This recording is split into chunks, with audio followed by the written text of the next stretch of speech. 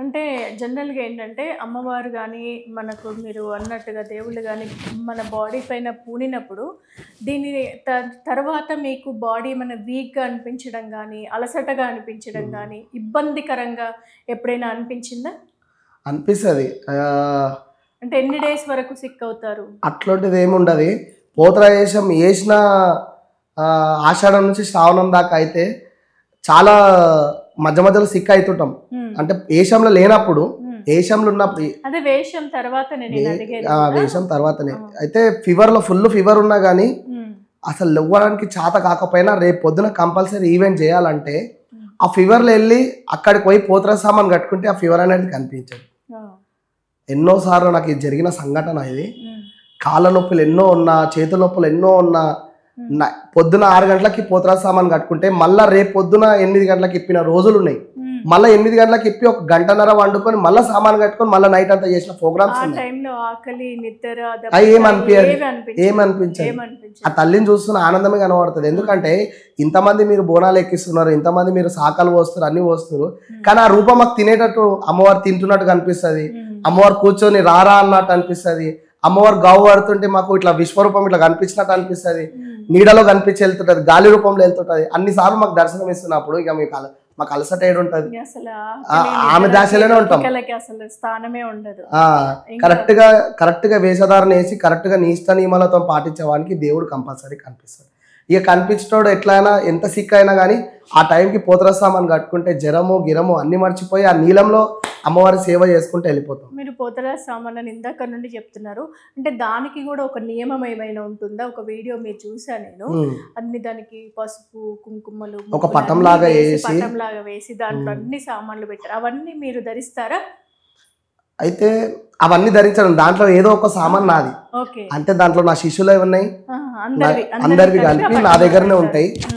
కొంచెం మంది దగ్గర వాళ్ళ సామాన్లు వాళ్ళ దగ్గర ఉంటాయి.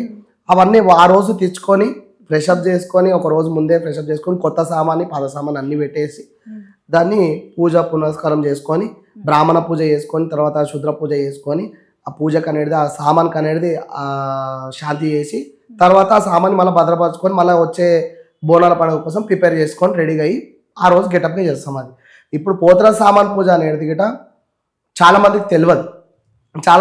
అంటే ఇప్పుడు ట్రెండ్ మెల్లగా చేసుకుంటున్నారు. ఒక టైంలో పోతరాయేశం ఆర్డర్ ఇస్తే వాళ్ళు ఏం చేస్తుండే కుర్చీల పైన పెట్టేసుకుంటుండే సామాన్, కింద వాడేస్తుండే. ఎక్కడంటే అక్కడ గోడల మీద పెట్టుకొని దబ్బా రెడీ అయ్యి ఏదో పసుపు రుద్దుకొని బయటికి వెళ్ళిపోతుండే. డ్రామా ఆర్టిస్ట్ లేక వస్తుండే, ఏదో వేసినామా చేసినామా వెళ్ళిపోయినామా అన్నట్టు ఉంటుంది. కానీ మేము వెళ్తే ఎట్లా చేస్తామంటే అక్కడ కొంచెం గిట్ట ప్లేస్ లేదనుకో పసుపు కుంకుమ కొంచెం కింద భూమి పైన నేను వేసి సామాన్ని కింద పెట్టి ఒక కొబ్బరికాయ కొట్టి 2 అగరబత్తీలైనా చూపించి, కొబ్బరికాయ లేకుంటే అగరబత్తి అయినా చూపించి పూజ అనేది అగరబత్తి ముట్టిస్తే గిట్ట అవుతుంది. మన దగ్గర అగరబత్తి అయినా చూపించి ఒక పుష్పం వేసినా అవుతుంది. దాన్ని మొక్కేసి నేను ఇక్కడ చేయలేకపోతున్నా, నాతో అయితే తప్పైతే క్షమించని చెప్పి మొక్కేసి నేను పోతరాయేశం కంటిన్యూ చేస్తాం. ఇప్పుడు అప్పట్లో చాలా మంది ఏం చేస్తుండే కుర్చీల పైన పెట్టేయడం, ఎక్కడంటే అక్కడ పెట్టేయడం అట్లా చేస్తుండే.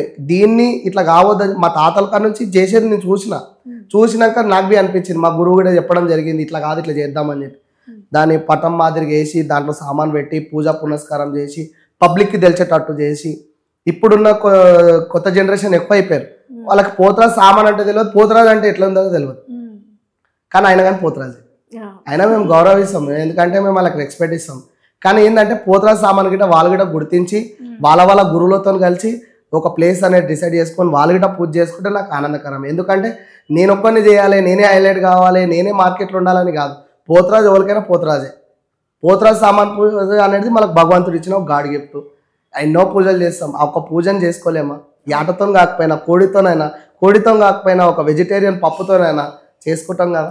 ఆ విధానంగా నడుస్తుంది. ఇదే పెట్టాలి అదే చేయాలని కాదు, వాళ్ళ ఇంట్లో కూర్చొని వాళ్ళ అమ్మనాన్నతో పూజ చేసుకున్నా నడుస్తుంది. చాలా బాగా చెప్పారు. అలాగే ఇప్పుడు మీరు దీంట్లో మీ శిష్యులు కూడా అంటున్నారు, మీకు గురువు ఉన్నారు అంటున్నారు. దీనికి కూడా అంటే గురు శిష్యుల అనుబంధాలు అనేవి ఉంటాయా? అంటే దీంట్లో నేర్చుకోవాల్సింది ఏముంటుందని? చాలా ఉంటుంది దీంట్లో. ఇప్పుడు అయ్యప్ప మాలలు వేస్తే ఎన్ని నియమాలు ఉంటాయో పోతరాయేశాలలో గిట్ట అన్ని నియమాలు ఉంటాయి. అంటే వాళ్ళు చెడు లక్షణాలకు వెళ్ళడం, సిగరెట్లు తాగడము, మందు తాగడము, ఇవన్నీ కొన్ని మానేసుకోవాల్సి వస్తుంది. రెస్పెక్ట్ లేని మాటలు, తల్లిదండ్రులతోని ఉండాల్సిన పద్ధతి కానీ, ఇంట్లో ఉన్న చెల్లెలకి రెస్పెక్ట్ ఇవ్వడం కానీ, ఇంకా పోతరాజేశంలో ఉన్నప్పుడు ఆకతాయిలతో తిరగడమే కానీ, ఇంకో విషయం ఏంటంటే గురువుకు వాల్యూ ఇవ్వడం, గురువు పాదం తీసుకోవడం, తల్లిదండ్రుల పాదం తీసుకోవడము, సమాజంలో రెస్పెక్ట్గా బతకడము. పోతరాజేశంలో ఉన్నప్పుడు ఆయన ఆటను కానీ ఆయన విన్యాసం కానీ పబ్లిక్కి చూపించాలి, కానీ ఆయన విన్యాసాన్ని తీసుకుపోయి అమ్మాయిల ముంగట, శత్రువుల ముంగట చూపించవద్దు. అట్లాంటివి చేసుకుంటే శిష్యరికం అనేది ఉంటుంది. దాని తర్వాత గురువు చెప్పే నియమాలు కూడా ఉంటాయి. ఇక్కడ చావుల దగ్గరికి వెళ్ళి తినొద్దు, మూడొద్దుల కాడ తినొద్దు, మెచ్యూర్ ఫంక్షన్ కాడ తినొద్దు. పోతరాజు అంటే ఒక భగవంతుని లేక మనం భావిస్తున్నాం, ఆయన గెటప్ వేస్తున్నాం కాబట్టి ఎక్కడ పడితే అక్కడ ఎవరు ఫుడ్ పెడితే వాళ్ళు రోడ్ల పైన కానీ చిల్లరగా తాగడం, తిరగడం చేయకుండా ఒక పద్ధతిగా ఉండడం. అలాంటి అయ్యప్ప స్వామి దీక్ష తీసుకున్నట్లుగానే మీ నియమాలన్నీ ఉన్నాయి ఆల్మోస్ట్. దానికి మ్యాచ్ అయ్యే ఉంటాయి, అన్ని మ్యాచ్ అయ్యే అంటే ఉంటాయి. పూజా విధానం కానీ మనం చేసుకోవడం కానీ. ఒక పోతరాజు వేషాలు వేసేటప్పుడైనా మిగతా రోజులలో యథావిధిగా అన్ని కార్యక్రమాలకు వెళ్ళొచ్చా మీరు? అన్ని కార్యక్రమాలకు వెళ్తాం. పూజ ఎక్కడైనా అయితే, దేవుని లగ్గం అయినా, ఎక్కడైనా వాళ్ళైనా పూజ చేస్తూ టెంపుల్ ఓపెనింగ్ ఉందంటే మనల్ని ఇన్వైట్ చేసినా, మనతో ఉన్న సోదరులైనా కానీ వాళ్ళని తీసుకొని వెళ్ళడం, చేయడం అన్నీ చేస్తాం. కాకపోతే నియమం ఏంటంటే తెలియని వాళ్ళకి చెప్పడం, కొత్తగా పోతరాజేశం వేస్తే వాళ్ళకి నియమాలు చెప్పడం. నువ్వు ఇంటి దగ్గర అప్పుడు ఎలా ఉన్నావో తెలియదు, ఇప్పుడు మాత్రం కనిపించిన వాళ్ళకి నమస్తే అని చెప్పడం, జై శ్రీరామ్ అనడము, జయమాత అనడము, వాళ్ళతోని కలిసిగా ఉండడము, అరేతురలు కొట్టుకోకుండా రెస్పెక్ట్గా మాట్లాడడం. అప్పుడు వాడు కొంచెం రెస్పెక్ట్గా నేర్చుకుంటాడు. ఎందుకంటే తల్లిదండ్రులకు అమ్మ నమస్తే అని చెప్తాడు, కనిపించిన వాళ్ళకి నమస్తే చెప్తాడు.